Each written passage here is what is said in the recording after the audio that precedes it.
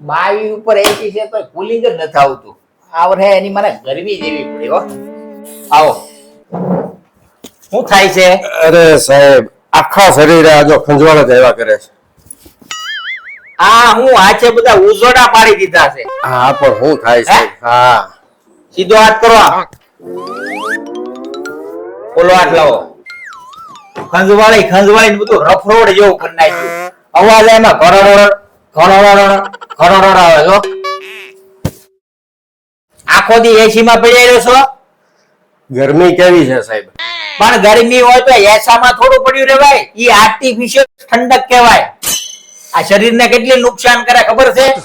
તો શું કરવાનું? ઘરની બહાર લીમડો છે. હા છે પણ સાહેબ કડવો છે હો. કડવો જ નર્યો. મીઠો તો ખાલી દેખાવનો મીઠો હોય, સમજાણું? કડવો જ નર્યો.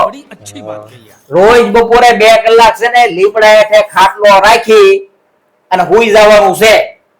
અને દવા આપું લેવાની છે એટલે સારું થઈ જાય. બાકી આ એસા બેસા તો છે ને આ બધું કરી નાખ્યું, ખહુર્યું બધું ખંજવાળી. બરોબર? પણ સાહેબ થઈ જાય ને સારું? થઈ જાય પણ એસી માં નહીં રહેવાનું. બરોબર? થોડાક મહિના દવા લેવી પડશે. આલ્યો દવા લાવો 4-5 છે. ઓહો આટલી બધી દવા? હા સાહેબ કેટલા મહિના રાખવી પડશે? ઈ એસી ના હપ્તા પૂરા ન થાય ત્યાં સુધી. પણ સાહેબ મારે તો કેદુ ના હપ્તા પૂરા થઈ ગયા છે.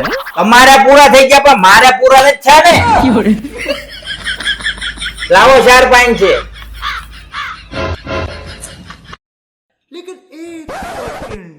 પણ તમે કહો સાહેબ કે ને એસી નુકસાન કરે?